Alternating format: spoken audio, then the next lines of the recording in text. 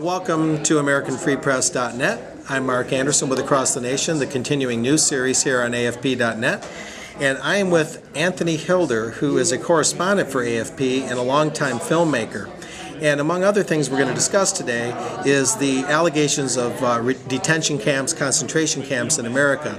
There's a well-known list floating around the internet that Mr. Hilder told me recently is maybe 40–50% true, meaning just because it's posted online doesn't mean every word of it is literally true. But this is something he's been exploring and doing some filmmaking about in recent times. And I think it's today, isn't that, Mr. Hilder? Today in Russia, on Russia television, we have a story out on concentration camps in America that the American media refuse to put out. The irony of the fact that Russia, formerly the Soviet Union, had more concentration camps than any country in the history of the world, is now putting out the story that the American press, not the American free press, but the American press refused to put out.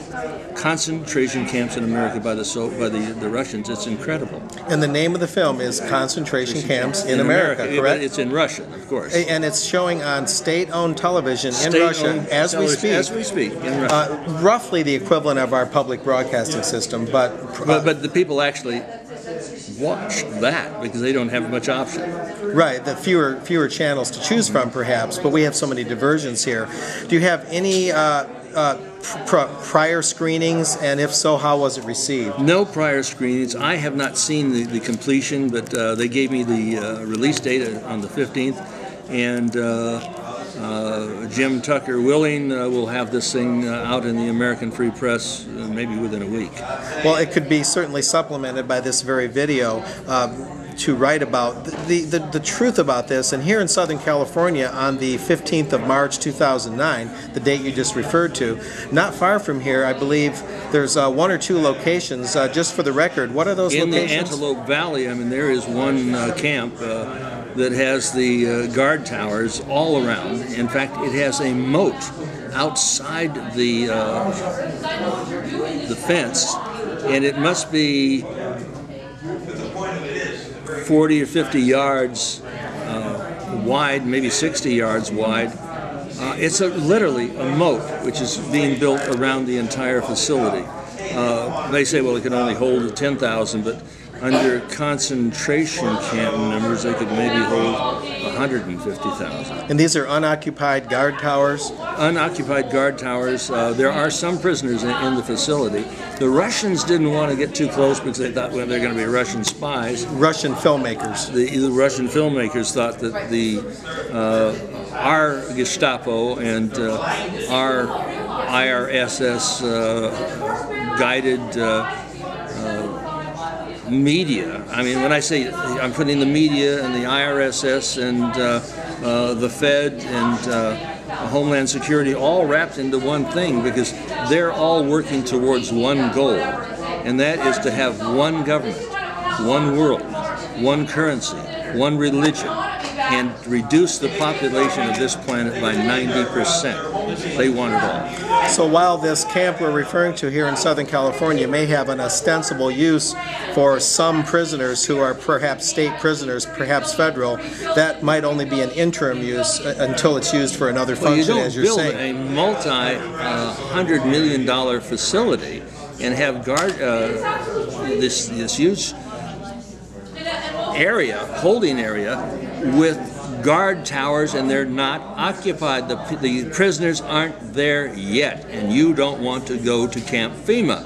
I'm going to assure you that. This is another name for this place, Camp FEMA. Well, I call it Camp FEMA. Okay. Now, wasn't there an additional Southern California location besides this one? Well, there's one in the Northridge, Sylmar area, but it's an outside holding area which could be guarding maybe 500,000. But they would be outside, underneath the elements. We've been told that that's the case. They've got a military, or I should say, a police academy over there, and they've got a shooting range, etc. But that is one of the locations they talk about. But I've been to the one over in Glendale, and I don't really, I can't buy that. So I'm really not buying the entirety of the story, but the story is here. There's substance to it, and if you go to the Georgia and take a look at the Georgia guidelines, or guidestones, you'll see that they are planning on reducing the population of this planet substantially. And the Russians have gone out all across this country to those areas like the Antelope Valley facility, and they've put it on film, and it's now out. Is this often the case that they'll appear to be using it for some other use, even if it's only using a small part of these facilities, such as a police shooting range? Well, they're not putting it in Stalag 17. I mean, you know. Right. But in other words, it seems to be underutilized. They're using it for sundry uses, but it looks like it's built for much more than what they're using it for. Absolutely. So that's a consistent. Yeah, I mean, but take a look at the bars. Are they facing inward or outward? Interesting point. And if we simply do what the Russians have done, investigate. The American Free Press is doing that. The Republic magazine is doing that. We're doing it with our films with Free World Filmworks.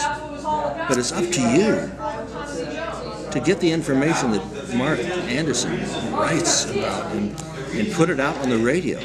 And that's important, the radio, because the radio will reach tens of thousands.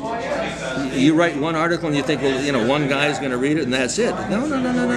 You read it, then you get that information. Use that as your schematic, your guideline to get. And I would add that Anthony's many films are available and often advertised in AFP, one being The Skull and Bones, The Catholic Connection.